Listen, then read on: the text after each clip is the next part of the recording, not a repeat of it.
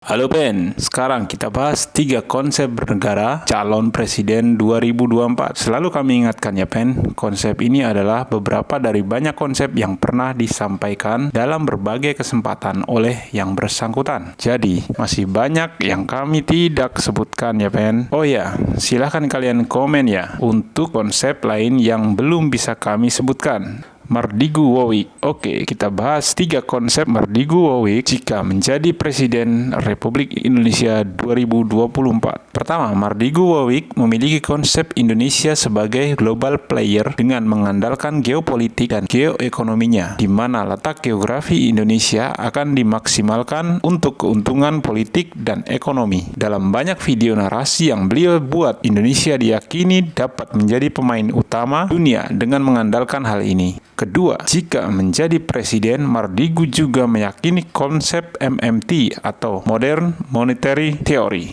sebagai jalan Indonesia untuk berdikari atau mandiri. Singkatnya, Indonesia harus mencetak uang dan menggunakannya untuk hal yang produktif dan membelanjakannya dengan barang produksi dalam negeri. Dikatakan bahwa konsep inilah yang membuat Cina dan Amerika menjadi negara maju seperti saat ini. Ketiga, Indonesia dalam hal pertahanan negara, Mardigu menggambarkan bagaimana Indonesia tidak boleh condong kepada kekuatan Barat, Amerika, Eropa, dan atau kekuatan Timur seperti Cina dan Rusia. Dikatakan Indonesia lebih baik netral seperti konsep non-blok zaman Soekarno yang menjadikan Indonesia disegani.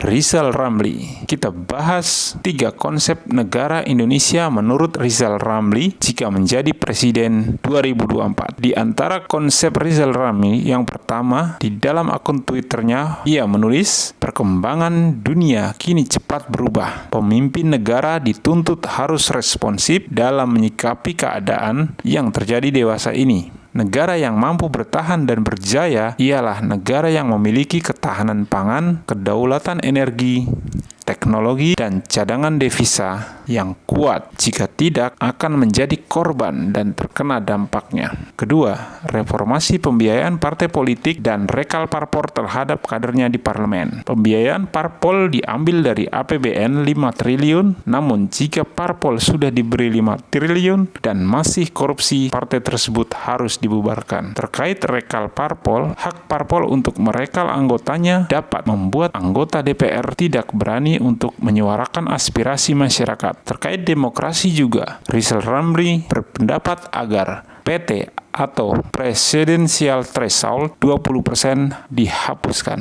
Bahkan beliau sebagai tokoh nasional di antara yang paling awal mengajukan perubahan kepada MK. Ketiga, pemecahan masalah negara out of the box yang praktis, ekonomis, dan to the point, serta empati pada rakyat dan bangsa yang kuat dan mendalam yang menjadi dasar keberpihakan dalam kebijakan dan corak pembangunan. Gita Wirjawan. Kita bahas 3 konsep bernegara dari Gita Wirjawan. Pertama, Gita Wirjawan menyoroti beberapa disrupsi yang harus menjadi perhatian Indonesia. Kesatu, disrupsi substansial di sektor energi yang diperkirakan nilainya berkisar 60 miliar dolar per tahun atau sekitar 5% dari PDB Indonesia. Kedua, disrupsi perumahan, yakni belasan juta manusia belum memiliki rumah. Hal tersebut disebabkan karena belum terjadi disrupsi digital yang bisa menghubungkan pembeli dan penjual. Ini sangat membutuhkan disrupsi.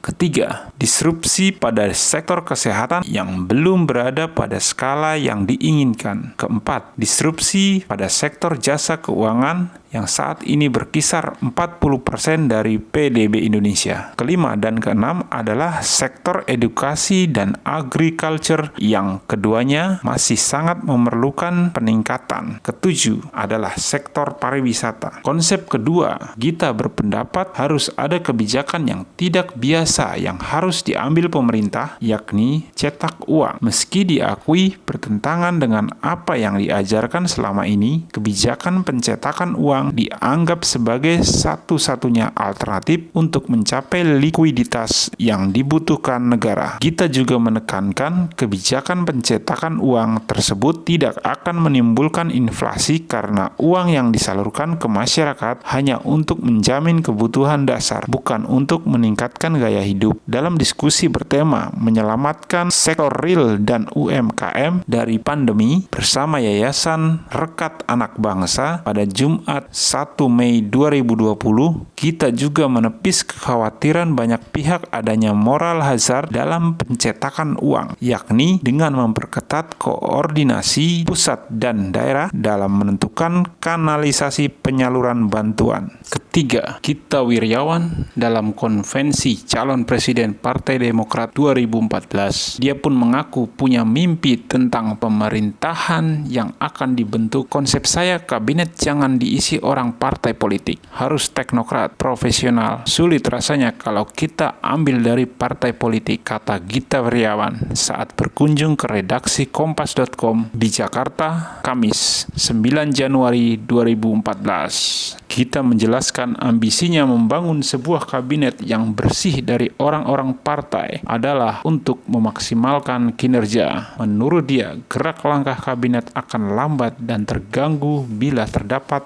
orang partai di dalamnya.